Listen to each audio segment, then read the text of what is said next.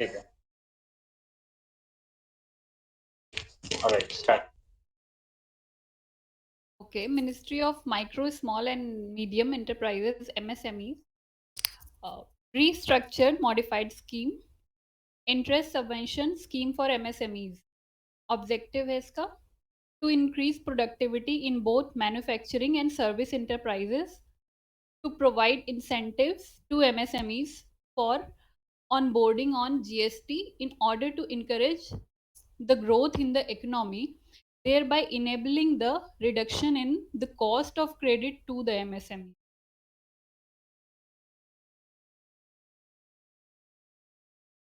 Salient features हैं इसके.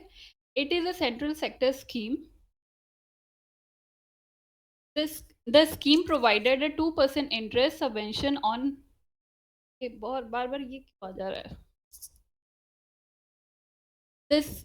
The scheme provided a 2% subvention on fresh or incremental loans for all GST registered having a valid Udyog Aadhaar number UAN during the period of its validity. MSMEs already availing interest subvention under any of the scheme of the state and central government will not be eligible under the proposed scheme.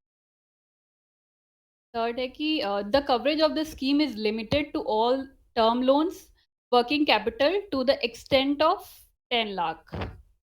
The loan accounts on the date of filing claim should not have been declared as NPA as per the extent guidelines in force. No interest subvention shall be admissible for any period during which the account remains NPA. SIDBI is the nodal agency for the purpose of channelizing interest subvention to the various lending institutions. The term loan or working capital should have been extended by scheduled commercial banks.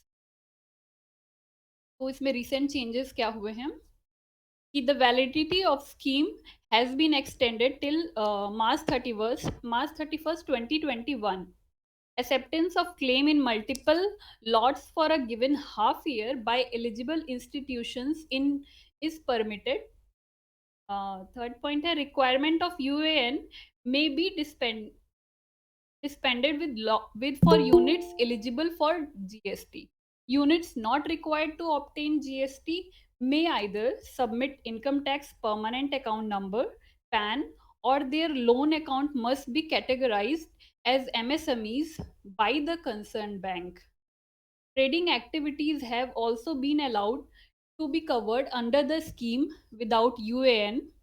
The term loan or working capital could be extended by cooperative banks also.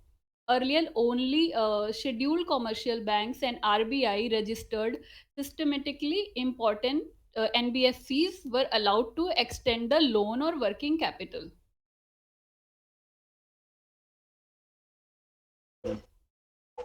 ठीक है। Alright, अब इसको summarise आप कर दो, अच्छा करोगे आप. तो बेसिकली ऑब्जेक्टिव क्या था? स्कीम का नाम ही है interest subvention scheme for MSME, मतलब जो लोन इन लोगों ने लिया है उसके ऊपर सबवेंशन या उसके ऊपर कुछ रिलीफ जो है गवर्नमेंट इनको प्रोवाइड करेगी। तो पहला इसका ऑब्जेक्टिव था to increase project productivity in both manufacturing and service enterprise. ठीक है, तो एमएसएमई के अंदर अभी नई डेफिनेशन चेंज हो गई है, इसके अंदर एमएसएमई और सॉरी जो आईटी था और जो मैन्युफैक्चरिंग था उनके बीच में जो डिस्टिंक्शन था उसको खत्म कर दिया गया।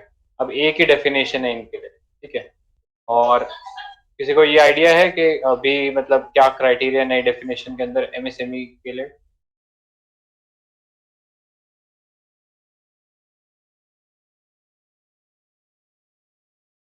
किसी को भी नहीं है? इन्वेस्टमेंट वर्सेस टर्नओवर है ना शायद। हाँ, आप शायद टर्नओवर इन्वेस्टमेंट कर दिया है, पहले टर्नओवर था शायद कुछ। नहीं, उसमें दो पे फिर किया ना, फिर टर्नओवर के साथ साथ इन्वेस्टमेंट है ना। अच्छा, चेक कर लो यार, मतलब डाउट है, मैं भूल गया सब कुछ यार। अब उन्होंने बेसिकली क्या किया है कि इन्वेस्टमेंट और टर्नओवर दोनों का ले लिया है। पहले केवल उसका था, क्या बोलते हैं, इन्वेस्टमेंट का था। ठीक है, अब टर्नओवर और इन्वेस्टमेंट, एक बार रुक जाओ मैं डायग्राम से ही दिखा देता हूँ, थोड़ा बेटर होगा।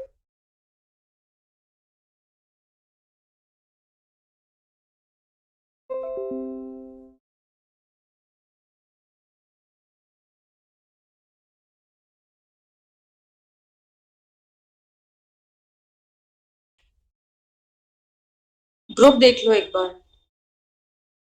यही इमेज डाला है जो अभी सामने दिख।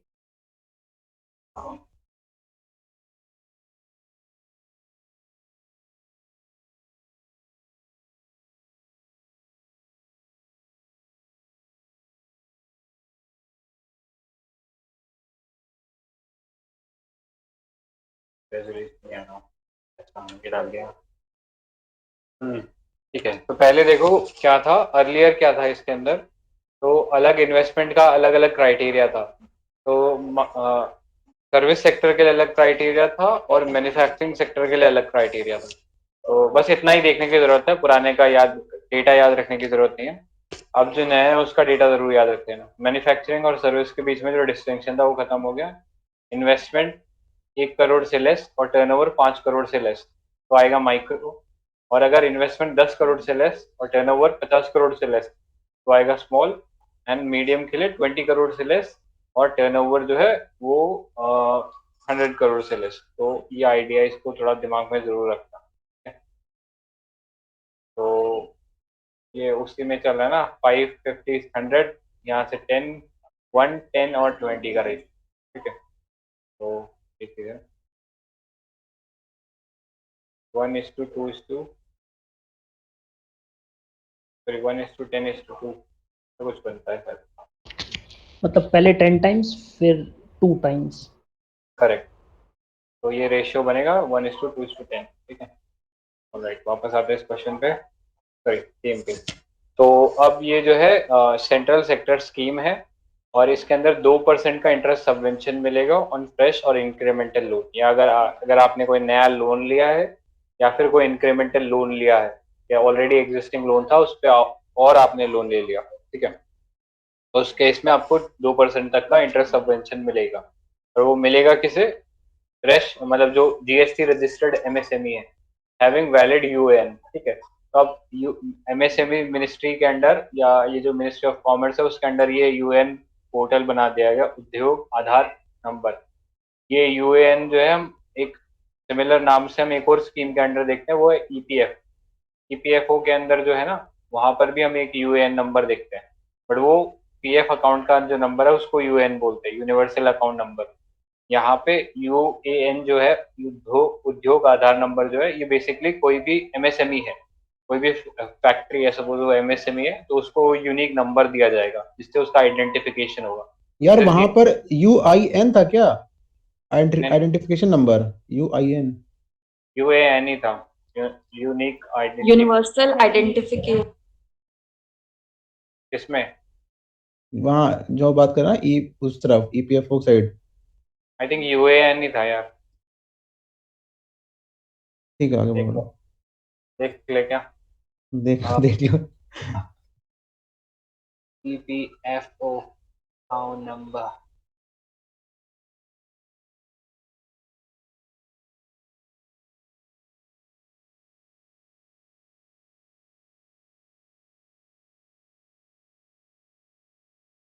यूनिवर्सल अकाउंट नंबर ही है, यूएएन ही। ठीक है, ठीक है।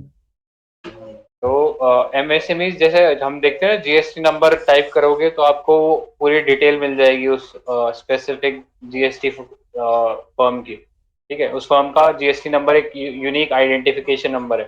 वैसे ही एक एमएसएमई के लिए ये यूएन नंबर जो है ये भी एक यूनिक आइडेंटिफिकेशन नंबर है।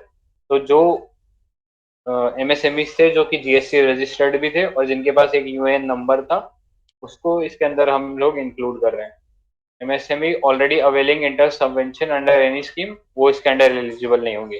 आई थिंक ये तो हर स्कीम के लिए ट्रू ही है कि आप और किसी स्कीम के अंदर वो नहीं होने चाहिए included. Then the coverage of the scheme is limited to all terms loan working capital to the extent of 100 crore. ठीक है, 100 करोड़ से ऊपर नहीं होना चाहिए, अदरवाइज आपको इसके स्कीम के अंदर इंक्लूड नहीं किया जाएगा। लाख भाई लाख। सॉरी 100 लाख, तो 100 लाख वो 10 करोड़ ही हो गया। और ठीक है, ये आइडिया था इसके अंदर। The loan account on the date of filing should not be declared as NPA, मतलब जो लोन इसके अंदर डिक्लेयर, लोन अकाउंट जिसपे आप लोन मांग रहे हो वो पहले से एनपीए नहीं होना चाहिए। और जब ऐसा कोई पीरियड जहाँ पे वो एनपीए डिक्लेयर कर दिया गया था तो उसके लिए वो इंटरेस्ट सबवेंशन भी नहीं दिया जाएगा। नोडल एजेंसी सिडबी है, सिडबी का ईयर बता दो फटाफट। 90 90 82 ने 82 उसका है, एक्जिम का है और उसका है नबार्ड का है। शिवरामा कमेटी था। अच्छा, ये गुप्ता कमेटी कहाँ था? डीके गुप्ता। 1998 के समय क्या आया था वो? हाँ, किसान क्रेडिट, ये सही बोला, चलो ओके। हाँ सही बोला, करेक्ट, किसान credit card. Then the term loan on working has been extended by scheduled commercial banks। ठीक है, तो जो scheduled commercial banks थे उन्हीं से जो लोन मिला है पहले ये स्कीम सिर्फ उन्हीं को कवर करती थी। अब रिसेंटली चेंज क्या किया गया है कि स्कीम का जो टाइम पीरियड है उसको एक्सटेंड कर दिया गया है 31 मार्च तक।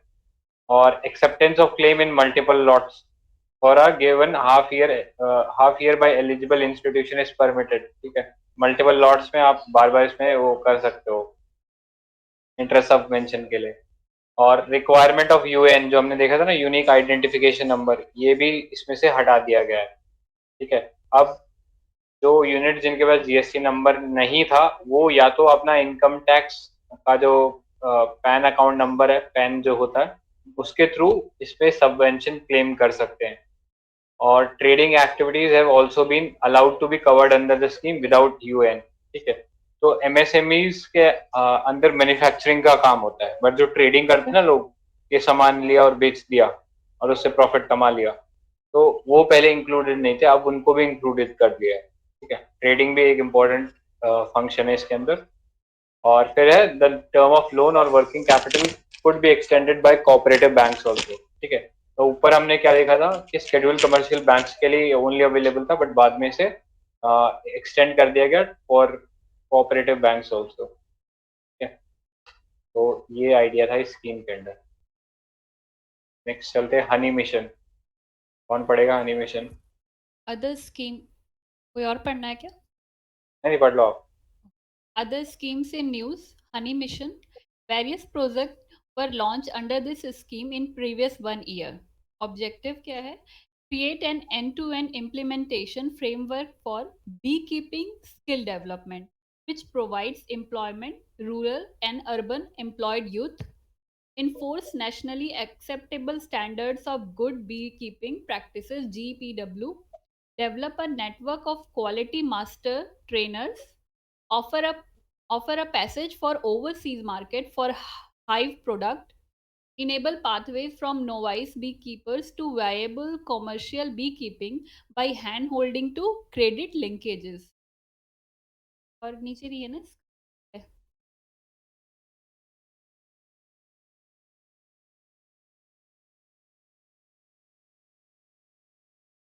है, ये नीचे भी है। हाँ, promote convergence and coordination between all the stakeholders of beekeeping in India।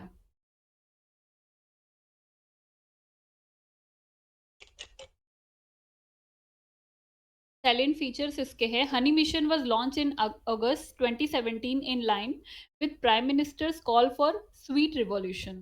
The Khadi and Village Industries Commission KVIC provides beekeeper practical training about the examination of honeybee colonies, identification and management of bee enemies and diseases, honey extraction and wax purification, etc. KVIC, being the nodal agency of Prime Minister Employment Generation Program (PMEGP), provides loan for setting up units of processing, packaging and labeling units for the honey. Honey is the minor forest product MFP under the Scheduled Tribes and Other Traditional Forest Dwellers Recognition of Forest Right Act 2006। Correct, तो ये important detail है कि हनी जो है minor forest produce है। अच्छा ये बताओ कि अभी रिसेंटली न्यूज में था पाकुर हनी, ठीक है? तो पाकुर जगह कहाँ पे थी है? पाकुर PAKUR। आंध्र है क्या? नहीं, और कोई गेस जल्दी बताओ। तमिलनाडु।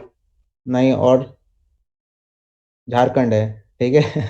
तो झारखंड है, तो वहाँ के ट्राइबल्स के लिए मतलब शायद ट्राइफेड ने कुछ किया है, उन्होंने मिनिस्ट्री ऑफ ट्राइबल अफेयर्स ने पाकुर हनी उनका जो उनको एक तरह से वो बनाते हैं तो उनको बाद में आगे ताकि वो कमर्शलाइज कर सकें उस चीज को। जीआई टैग वगैरह भी है क्या? ये ध्यान नहीं है मुझे, पाकुर हनी है मतलब न्यूज में था ये। ठीक है, ठीक है, सही है। राइट। ठीक है, एक बार वो कर दो इसको समराइज।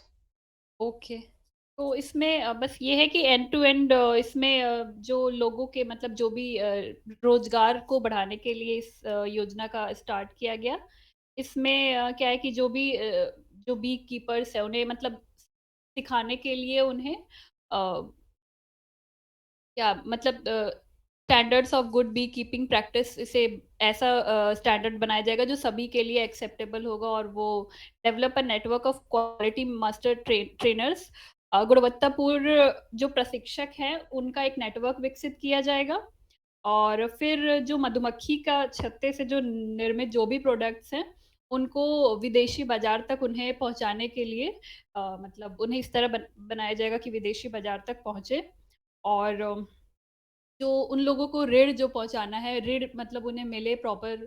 और क्या प्रमोट कर मतलब सभी के बीच एक जो भी हितधारक हैं उनके बीच एक समन्वय को बढ़ाने की इसमें बात कही गई है।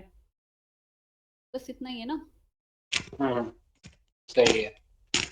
ऑलराइट, ठीक है। इसमें अगर बी से रिलेटेड कुछ साइंस एंड टेक का क्वेश्चन किसी के दिमाग में आ रहा है? बी से रिलेटेड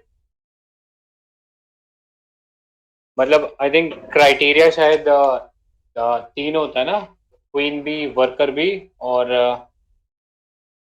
ड्रोन्स, राइट?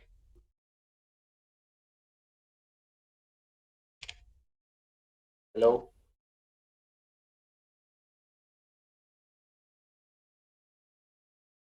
मैं ओके देख। साइलेंट फीचर बताओ। हाँ ठीक है, ठीक है, बता दो आप।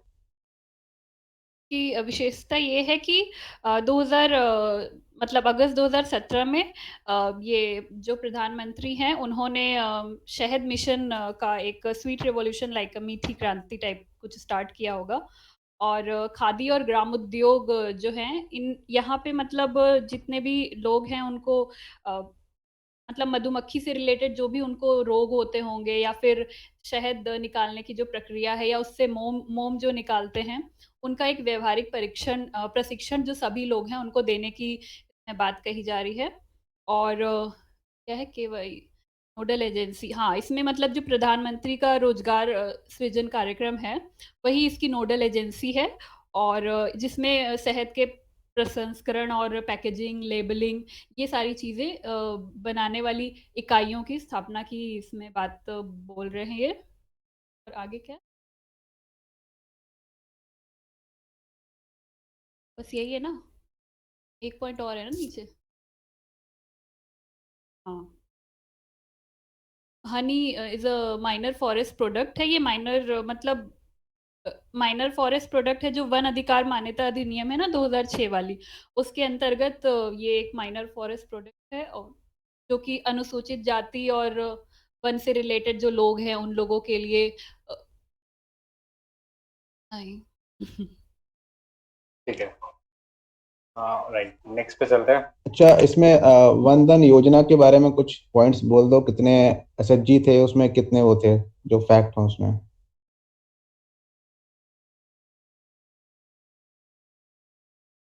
ये ट्राइबल अफेयर्स के अंडर है ना, वंदन। हाँ हाँ, वही प्रोसेसिंग के लिए मतलब कि सारा ऐसा क्लस्टर अप्रोच बनाया था, शायद मुझे ध्यान नहीं है, क्लस्टर अप्रोच कुछ था कि हब एंड स्पोक मॉडल जैसा, जिसमें कि सारा उनको कमर्शलाइज करेंगे जो भी उनके माइनर प्रोड्यूस होंगे, प्रोसेस करेंगे उनको। और इसमें कुछ ये था कि 30 SHG में कितने लोग होंगे, 10 लोग होंगे पर SHG, कुछ था ये, चेक कर लो बस। प्रोडक्ट्स कितने थे? ये कोई फिक्स नहीं है प्रोडक्ट के बारे में, नहीं थे? नहीं ये फिक्स नहीं था। ठीक है।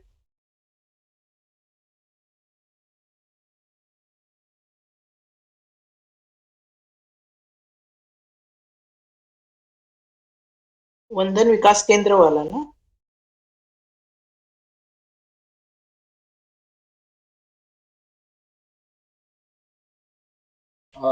Under Vandan, 10 self-help group of 30 tribal gatherers is constituted.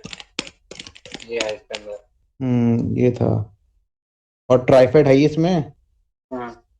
और बस यही होता है, प्रोसेसिंग काम करना है इसमें, और कुछ नहीं। ट्राइबल्स का जो भी बनाते निकलता है वहां से produce. Right, next. miscellaneous initiatives थोड़ा बड़ा कर दीजिएगा। Gramodyog Vikas Yojana. It is a central sector scheme. Under this scheme, center has started Khadi Agarbatti Atmanirbhar mission. This mission aims at creating employment for unemployed and migrant workers while increasing domestic agarbatti production. Scheme is designed by Khadi and Village Industries Commission, KVIC on PPP mode. Initially, 4 pilot projects will be started as a part of program, including one in the Northeast. Each targeted cluster of artisans will be supported with about 50 automatic agarbatti making machine and 10 mixing machine. Accordingly, a total of 200 automatic agarbatti making machine and 40 mixing machine will be provided to the artisans. KVIC will provide 25% subsidy on the cost of the machine and recover remaining 75% of the cost from the artisans in monthly installment was approved for the benefit of artisans involved in manufacturing of agarbatti and to develop village industry under the Gramodyog Vikas Yojana. Note, the central earlier placed agarbatti item for free trade to restricted trade in the import policy and enhancing the import duty from 10 to 25% on round bamboo sticks used for manufacturing of agarbatti for the benefit of the domestic industry.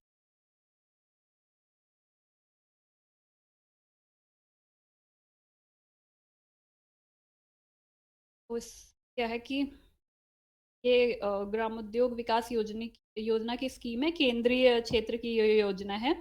और इसमें क्या है कि खादी अगरबत्ती आत्मनिर्भर mission के तहत इसे स्टार्ट किया गया है। इसमें जो घरेलू अगरबत्ती उत्पादन में वृद्धि करने की बात कही है ताकि बेरोजगार और जो भी प्रवासी श्रमिक है ना, उनके लिए रोजगार उपलब्ध हो।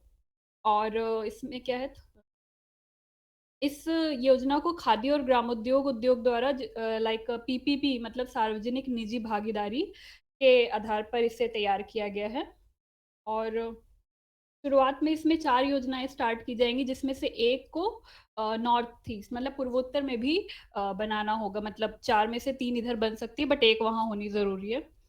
और जितने भी कारीगर है मतलब जो कारीगर लोग हैं उनमें से उन लोगों को 50 अगरबत्ती बनाने वाली मशीन और 10 अगरबत्ती का जो मिक्सिंग जो मसाला है जो भी बनाने का, उसको उन्हें दे दिया जाएगा जो ग्रुप है।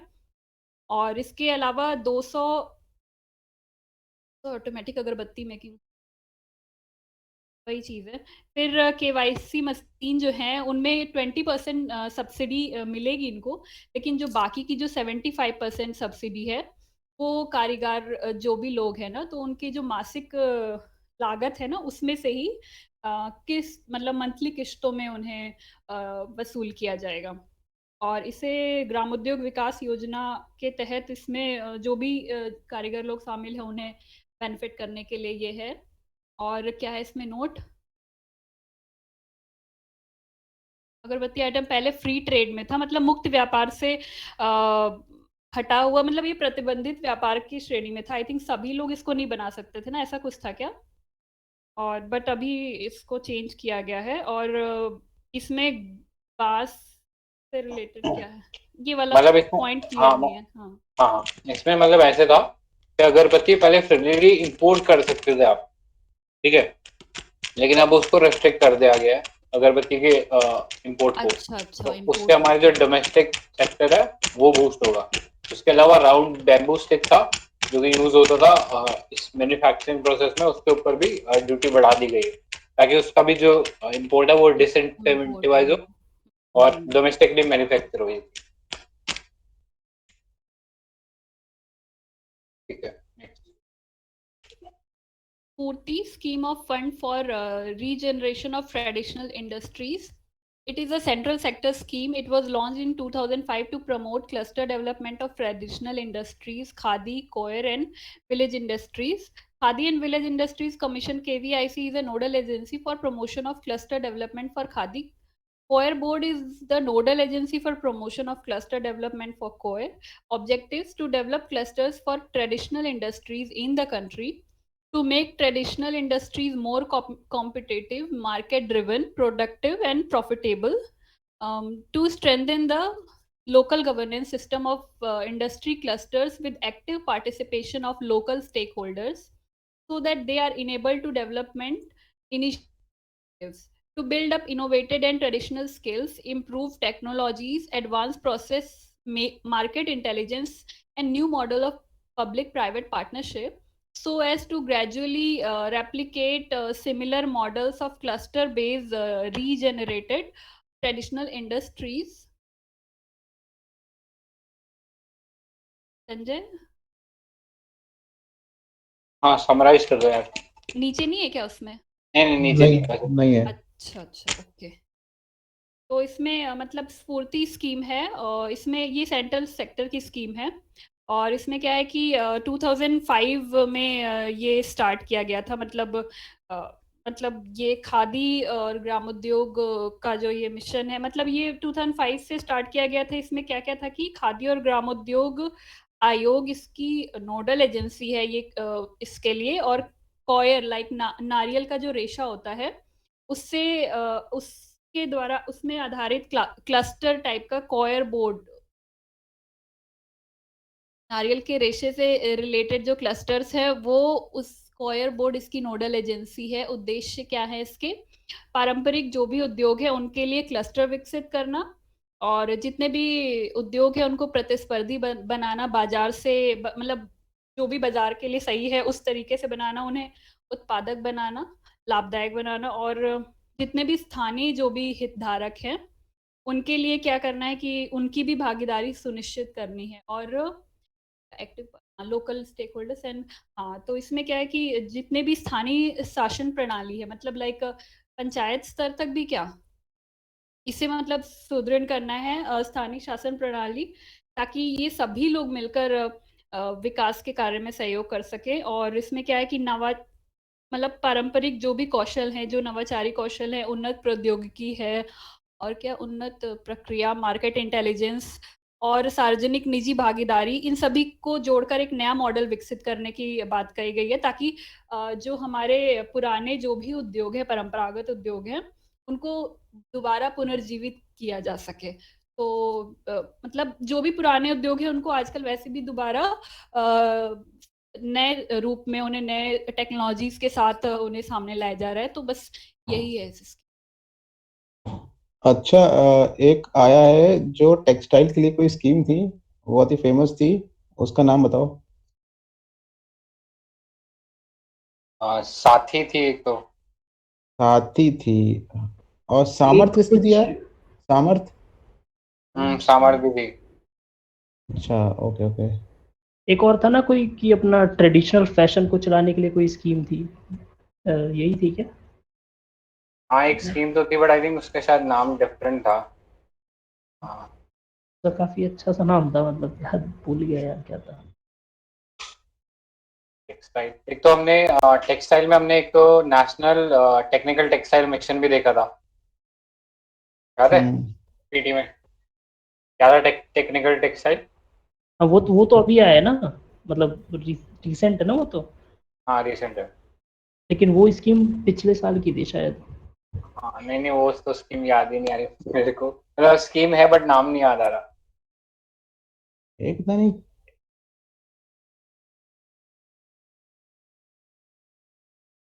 टेक्सटाइल में काफी कुछ अमेंड मतलब कुछ हुआ था अमेंड मतलब कि AFTUC कुछ था क्या? AF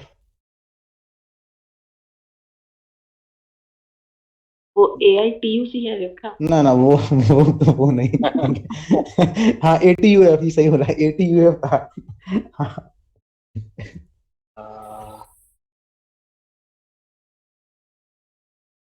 हाँ, टीम तो एसएस तो नहीं लिखा है, यहाँ देखते हैं तो कुछ। हाँ ATUFS टीम तो लिखा हुआ है। Amended technology upgradation fund scheme, बारे में देखना पड़ेगा।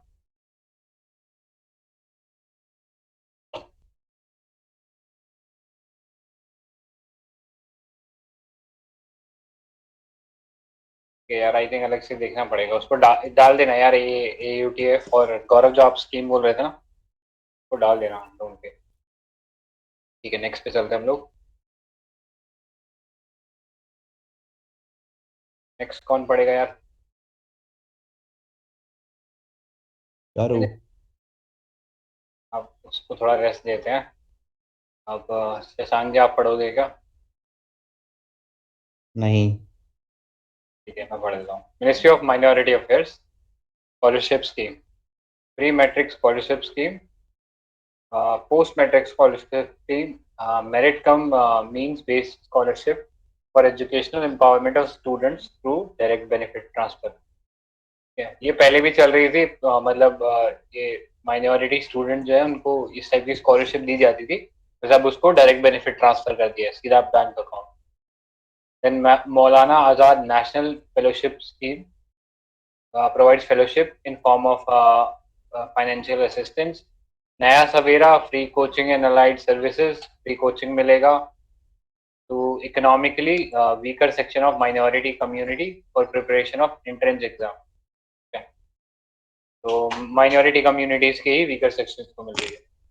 देन पधारो प्रदेश scheme of interest subsidy on students of weaker economically weaker section of minority on educational loan for overseas higher study। तो वो बाहर जाकर पढ़े उसके लिए भी उनको लोन पे सब्सिडी मिलेगी। देन नई उड़ान students from minority clearing prelims conducted by UPSC state public service commission etcetera. अच्छा ये कस्तूरबा बालिका विद्यालय में उसमें क्या माइनॉरिटीज भी था या सबके लिए था? हाँ बैकवर्ड एरियाज में था ना, तो आई थिंक एसटी सबके उसके लिए लिए था OBC हाँ हाँ ठीक है मतलब बैकवर्ड एरियाज में था, तो आई थिंक वो सबके लिए था, या मे बी शायद ट्राइबल्स के लिए था केवल, एग्जैक्टली याद एक नहीं है। मनो विद्यालय भी था ना, मनो करके कुछ। वो तो मुझे पता लगता है ये मेंस के लिए ये स्कीम होनी चाहिए थी, फिल्म्स के लिए तो बहुत ज़्यादा उनको देना पड़ता होगा। करेक्ट। ठीक है, Nai Roshni leadership development of women helping to minority community. Roshni क्या थी बताओ जल्दी सिर्फ रोशनी रोशनी तो नहीं याद। रोशनी था जम्मू कश्मीर के यूथ को कुछ कर रहे थे मतलब उनके लिए भाई स्किल देना ये सब कर रहे थे अरे Jammu Kashmir.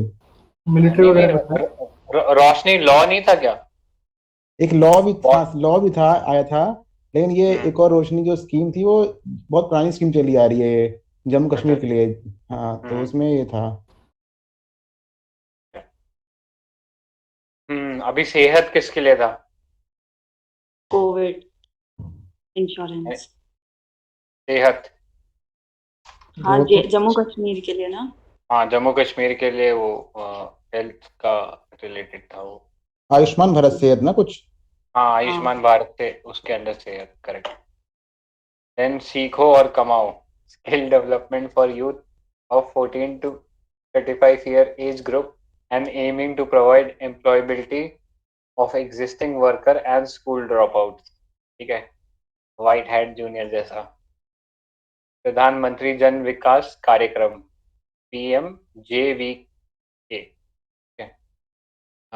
It seeks to provide better socio-economic infrastructure facility to minority communities, particularly in the field of education, health, and skill development, which would further lead to lessening of the gap between the national average and the minority communities with regard to backwardness parameters. Okay. प्रधानमंत्री जन विकास कार्यक्रम, तो socio economic infrastructure है वो उनको provide किए जाएंगे, जैसे कि हॉस्पिटल हो गया या स्कूल्स हो गया या कोई स्किल डेवलपमेंट हो गया, तो उस पर्सपेक्टिव में। फिर है जियो पारसी। ठीक है, तो इंडिया के अंदर पारसीज का जो पॉपुलेशन है बहुत ही ज़्यादा डिक्लाइन हो गया है, और वो कहीं ना कहीं उसी चीज डिक्लाइन को एड्रेस करने के लिए ये स्कीम बनाई गई है। इसके पारसीज पॉजिटिव साइन देखने को मिले ना, इसका पॉपुलेशन बढ़ा है कुछ अरे 400 या कुछ। अरे अभी तो लॉन्च हुई है यार। यार अच्छा। ये स्कीम एक और थी पारसी से रिलेटेड जिसमें उनका पॉपुलेशन बढ़ा है, नहीं क्या? अभी तो आई थिंक माइनॉरिटीज में ही है, वो बहुत कम हो गया पॉपुलेशन, बट हाँ ये है कि वो इकोनॉमिकली बहुत ज्यादा वेल ऑफ है, तो उनकी इतनी चिंता की बात है नहीं।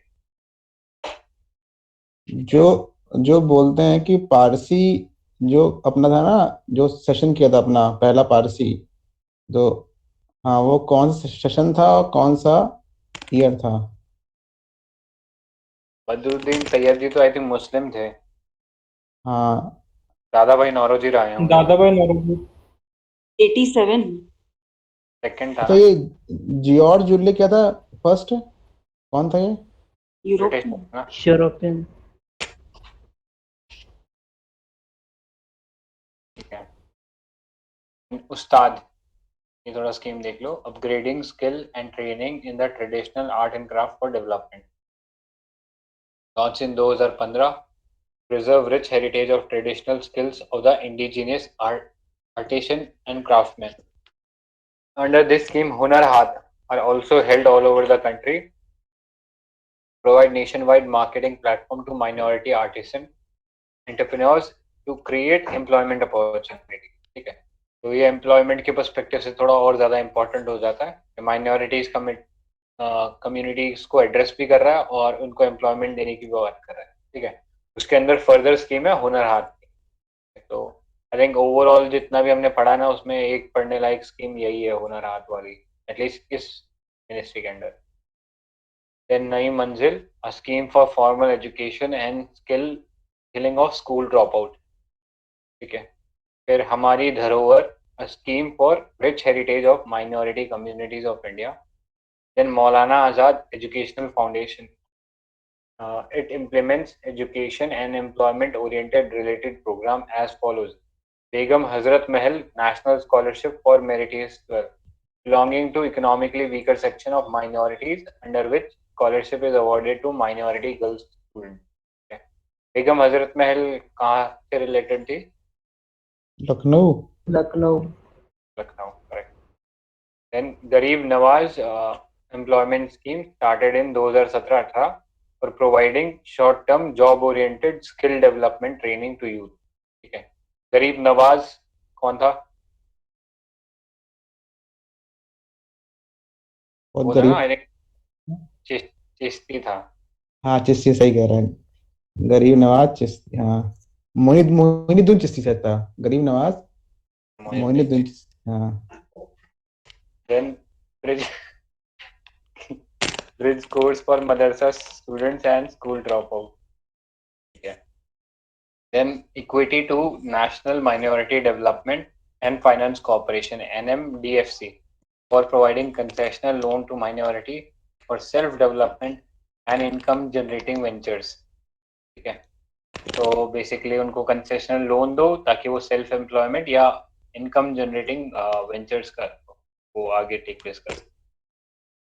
एक हमने ऐसी लोन स्कीम भी पढ़ी थी जो कि SC ST और वुमेन को लोन देती है एंटरप्रेन्योर बनने को। Correct, stand up India, right. इसका कौन करता है? वो अंदर कौन होता है? सिट भी होता है। सिट भी होता है। और ये SFA कहाँ था अपना? SFA, अच्छा SFAC, हाँ ये कहाँ था अपना? ये भी तो ये कहीं था ना? ई नाम में था। Okay okay. Note, in addition, the ministry also implements scheme for strengthening state Waqf board and coordinates arrangement for annual Hajj pilgrimage. ठीक है, वक्फ बोर्ड का आइडिया है किसी को? क्या करते हैं इसमें? वही करते हैं ना इसमें, जो आर्किटेक्चर को जो पुराने होते हैं उनको कंजर्व करते हैं। ये मुस्लिम बोर्ड नहीं, नहीं है? नहीं, ये मुस्लिम हाँ, प्रॉपर्टी से मुस्लिम रिलेटेड है ना। हाँ, मुस्लिम प्रॉपर्टी से रिलेटेड है। बेसिकली उनमें ये मानना है कि वो कुछ प्रॉपर्टीज जो है वो दान कर देते हैं, तो उस चीज हाँ, वो दान वाली जो प्रॉपर्टी है उसका टेक ओवर ये वक्फ बोर्ड करता है। मतलब एक ब्रॉड ग्रेवयार्ड फंक्शन। के लिए या फिर ऐसे के लिए। करेक्ट करेक्ट, वो ब्रॉड लेवल पे लेकिन उसको फंक्शन। मुस्लिम ही कर सकते हैं, कोई और नहीं कर सकता ना। हाँ, वो मुस्लिम्स के लिए पर्टिकुलरली। हाँ, वो ये होता है कि भगवान को दान दे दिया, ये सब मतलब ऐसा चलता है उनको। Correct correct. देन आता है मिनिस्ट्री ऑफ न्यू एंड यार एक रिन्यूएबल। डाउट था, वो आप स्टैंड अप इंडिया की बात कर रहे थे, तो उसमें सिडबी होता है या फिर रीफाइनेंस करता है सिडबी? एक फिर भी कॉरपोरेशन। रीफाइनेंस करता है। हाँ, मतलब आप बैंक से जा करके ले लो, रीफाइनेंस हाँ सिडबी करेगा वैसे। हाँ, मतलब अभी हमने जितने भी बैंक पढ़े ना, चाहे नबार्ड हो, सिडबी हो, एनएचबी हो, तो वो खुद से लोन नहीं देता, वो रीफाइनेंस ही हाँ। करता है सारे। हम्म। Right. Then ministry of new और एंड। जियो पार्सी स्कीम 2013 में आई है, मतलब रिसेंट नहीं है। तो 13 में ही है। हाँ अच्छा, फिर वही जो बता रहा था, इस पर कुछ पॉजिटिव साइन मिले हैं इसके। हाँ, अभी पारसी की पॉपुलेशन थोड़ी थोड़ी बढ़ रही है, मतलब पहले जितनी थी उससे कंपैरेटिवली बढ़ रही है। नहीं, अभी हम्म। बीजेपी ने भी कोई स्कीम निकाली है क्या? आई थिंक काफी न्यूज में था पारसी का लेके अभी, आई थिंक साल भर पहले ही। इसी को कंटिन्यू कर रहे हैं शायद, बाकी कुछ नहीं। कितनी कम्युनिटीज हैं जिसमें अभी जिसको माइनॉरिटी डिक्लेयर किया गया है इंडिया ने? और जो लेटेस्ट कौन सी 6 है कम्युनिटी ना? है? छह जैन है है ना ना? जो कब किया जैन को? भी रिसेंट में किया था यार, नहीं, 19 में गया था। ना 14 की बात शायद है। कब का? हाँ, कब जैन का गया? जैन है क्या माइनॉरिटीज में? हाँ, किया। जैन है। हाँ है। जैन को तो बहुत पहले किया था। 14 नहीं, लेटेस्ट वाली है, 14 में किया था, 2014 में। हम्म। 6 माइनॉरिटीज है ना, बुद्धिस्ट, जैन, वही पूछ जोरास्ट्रियंस। रही हूँ ना। हाँ, वही वही। ज्यू, क्रिश्चियन। बुद्धिस्ट, सिख, जैन, ज्यू, क्रिश्चियन और सिख। ज्यूज नहीं है। हाँ, ज्यूज नहीं, मुस्लिम ज्यूज नहीं हाँ। है, हाँ मुस्लिम है, ज्यूज नहीं है। मतलब इंडिया में फिर भी साइजेबल नंबर है, फिर भी पता नहीं क्यों ज्यूज को नहीं दे रखा है। हाँ, ये एक ज्यूज और क्रिटिक जोरास्ट्रियन था। सेम होते हैं क्या? नहीं नहीं नहीं, अलग होते हैं। जो अलग है? जोरास्ट्रियन होते हैं जो ईरान से आए हैं, ठीक है, और वो फायर की पूजा करते हैं, only fire.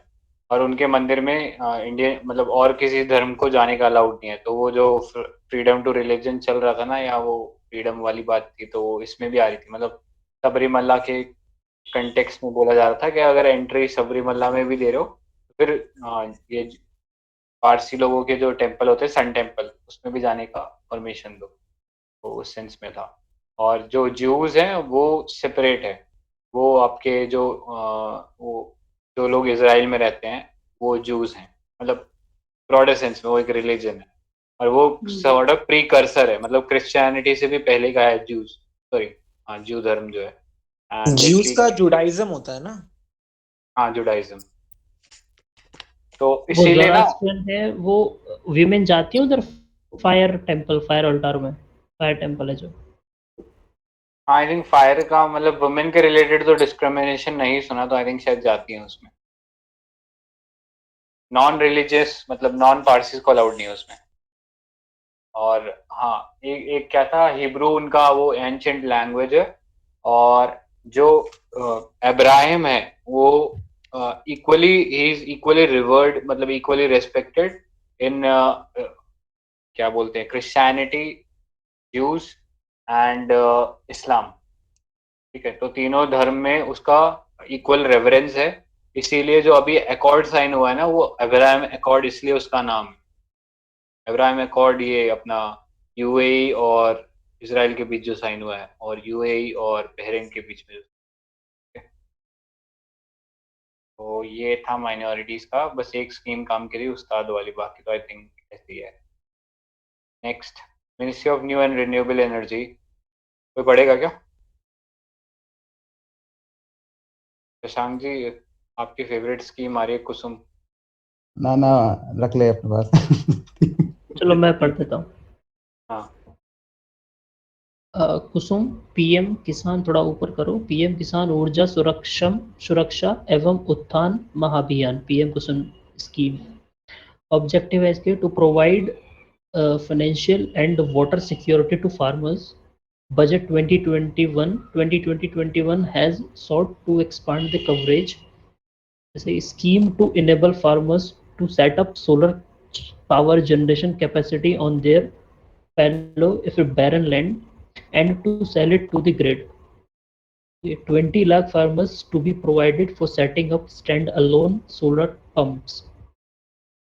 Another 15 lakh farmers to be helped to solarize their grid connected pump sets.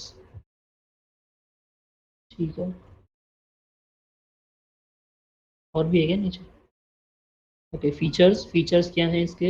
It aims to add a solar capacity of 30.8 gigawatt by 2022। Original target था 25.7। ये 3 कंपोनेंट स्कीम के। कंपोनेंट ए, इसमें होता है installation of decentralised ground mounted grid connected renewable power plant. ठीक है। Component B होता है installation of stand alone solar powered agriculture pump. Component C में है solarisation of grid connected agriculture pump. ठीक है, इनको बाद में करते हैं। सपोर्ट फॉर वेरियस कंपोनेंट्स, जैसे component A renewable power plant of capacity 500 kilowatt to 2 megawatt will be set up by individual farmers, cooperatives, panchayats, farmer producer organizations, FPO, on their barren or cultivable lands or pasture land or and marshy land, referred as a renewable power generator (RPG).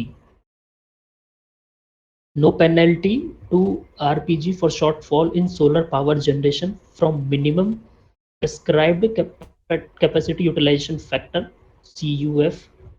Project smaller than 500 kilowatt may be allowed, earlier not allowed, by states based on techno-commercial feasibility.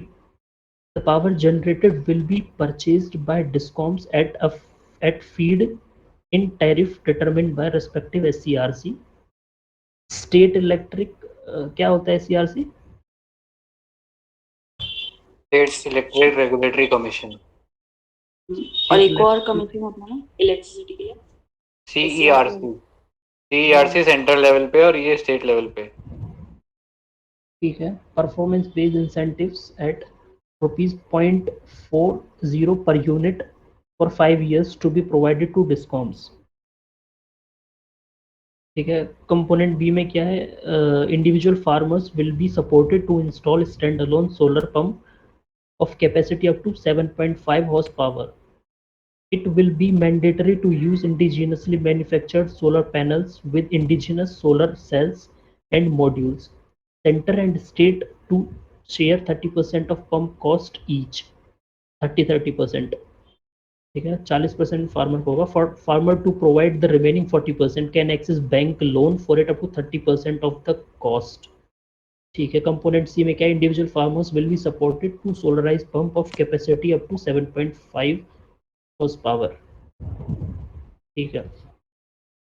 MNRE ministry of new renewable energy will retain 33% of eligible service charge for nationwide information, education and communication (IEC) activities.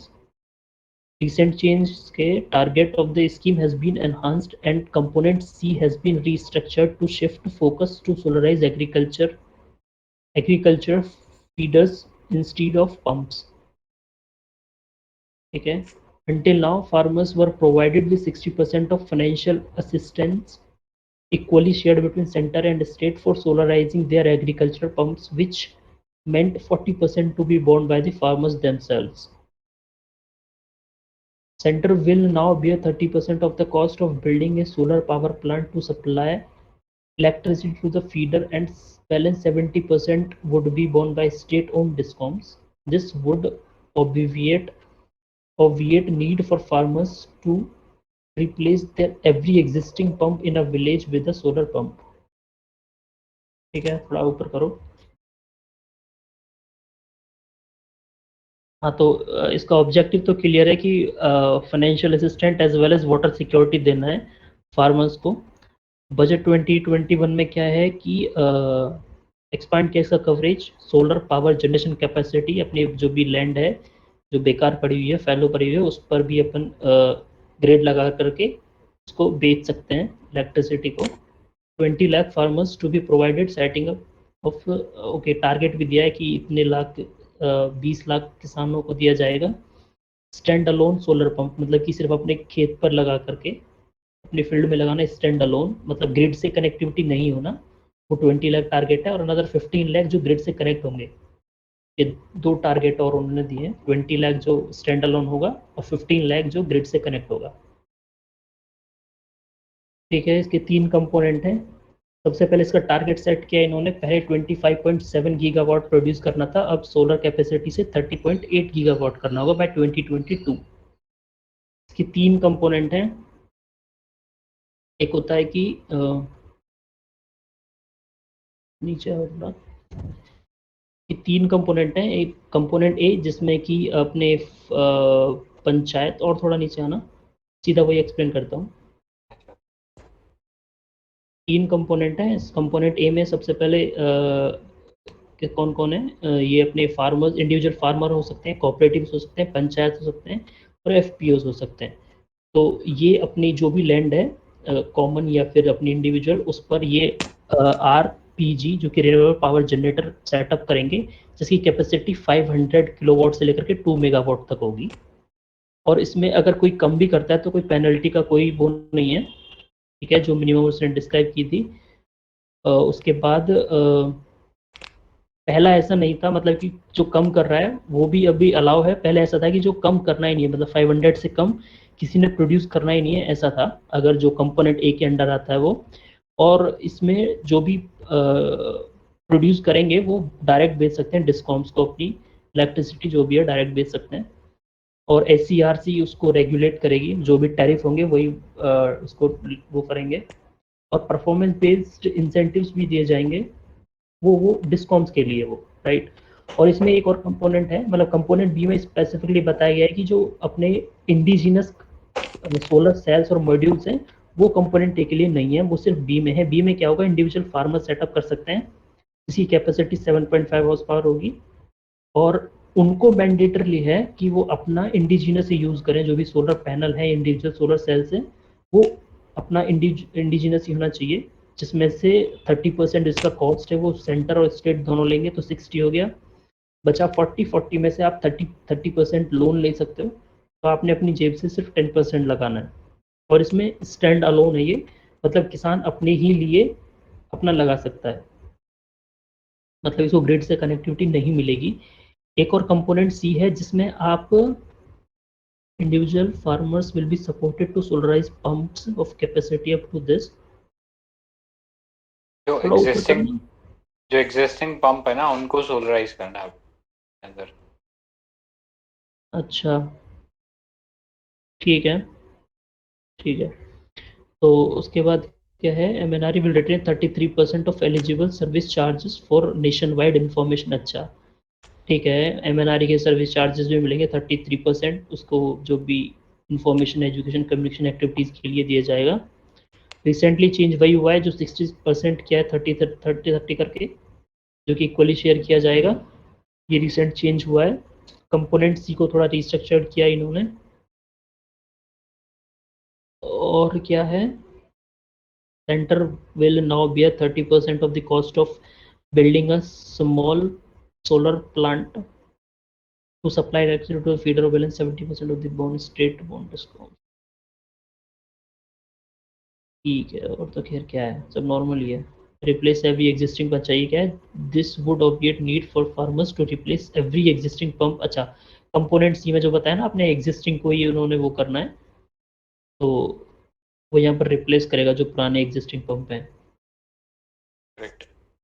लेकिन इसका मतलब negatively ये criticise करते हैं कि अपने यहाँ पर ऑलरेडी ग्राउंड वाटर की वो प्रॉब्लम चल रहा है, स्ट्रेस में अपन, तो ये उसको और सपोर्ट कर रहे हैं। इसका एक नेगेटिव काउंटर पॉइंट ये आता है। हाँ मतलब वाटर का तो देखो पंप तो चाहिए ही, बिना उसके तो इरिगेशन कर नहीं पाएगा। बट अब जो इलेक्ट्रिसिटी यूज कर रहा था मतलब जिसके लिए पैसा देना पड़ रहा था, अब वो इलेक्ट्रिसिटी जो फ्री ऑफ कॉस्ट मिल जाएगी उसको। हाँ नहीं, जो अपना एक प्रोग्राम भी है ना, क्या बोलते हैं, रिवर लिंकिंग प्रोजेक्ट, तो फोकस वो भी एक हो सकता है। मतलब अगर इसको काउंटर करना है ना, तो एक ये पॉइंट डाल सकते हैं वहाँ पे कि ग्राउंड वाटर को मतलब यूज़ करने को इंसेंटिव मिल रहा है, ऐसा तो उसे यूज़ करेंगे वो लोग। ठीक है, आई थिंक नीचे भी है क्या इसमें?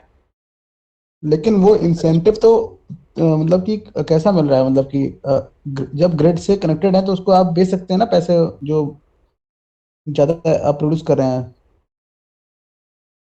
हाँ, कंपोनेंट ए वाले दे सकते हैं, कंपोनेंट सी वाले दे सकते हैं। कंपोनेंट बी वाला है हाँ, वो वो नुकसान है। स्टैंड अलोन है और वो अपने लिए ही है, मतलब इंडिविजुअल फार्मर अपने फील्ड में लगाएगा और उसको अपने आप यूज़ करेगा।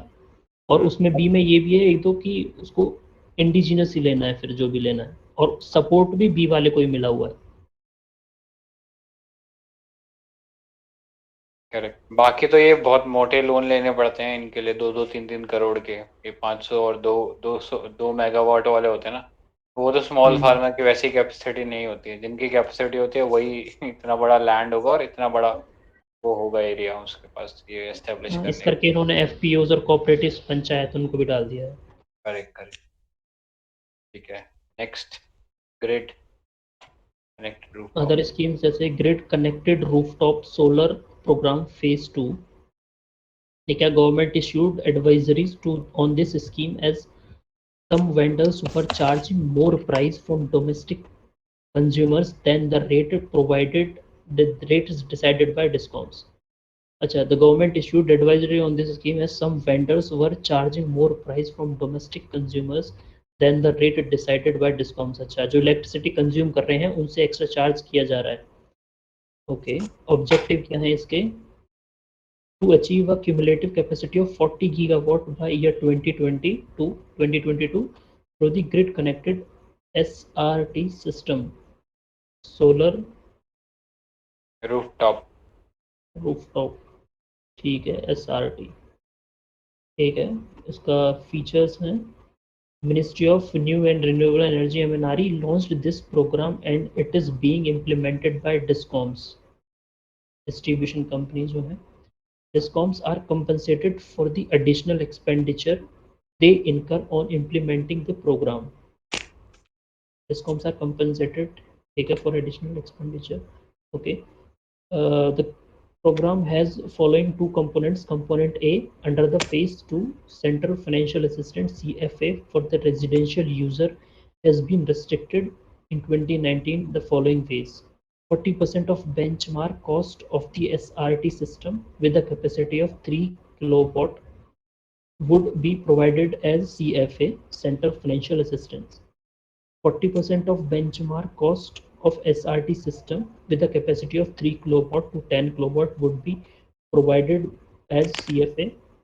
20% up to 10 kilowatt capacities per house, and for cumulative capacity up to 500 kilowatt, CFA for provided group housing societies GHS and resident welfare association RWA. ठीक है, CFA is not available for other category जैसे कि institutional हो, educational हो, social हो, government, social government, commercial, industrial, इन सब के लिए कोई भी सेंट्रल फाइनेंशियल असिस्टेंस नहीं है। कंपोनेंट बी पे चलें तो performance based incentives will be provided to DISCOMs, ठीक है, for initial capacity addition of 18 gigawatt based on SRT capacity achieved in financial year over and above the base capacity. अच्छा, तो मतलब कि ये स्कीम ग्रिड कनेक्टिविटी बनाई गई है 40 गीगावाट टारगेट को कंप्लीट करने के लिए, ठीक है। MNRE ने लॉन्च किया है, इम्प्लीमेंट इसको डिस्कॉम्स कर रहे हैं। और ओके, इसमें क्या है कि दो कंपोनेंट है इसके, कंपोनेंट ए एंड बी।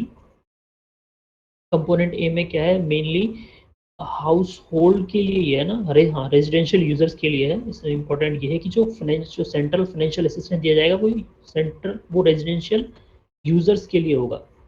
मतलब यूज़ तो कोई भी कर सकता है, लेकिन जो CFA मिलेगा वो सिर्फ रेजिडेंशियल यूजर्स के लिए मिलेगा, जो कि 40% होगा। अगर आप 3 किलोवाट तक का लगा रहे हो अपने छत पे तो 40% आपको CFA होगा। अगर आप 20% तब होगा जब आप 3 किलोवाट से 10 किलोवाट तक, जैसे जैसे कॉस्ट बढ़ती है वैसे वैसे CFA भी कम होता जा रहा है। ठीक है, और 20% अप टू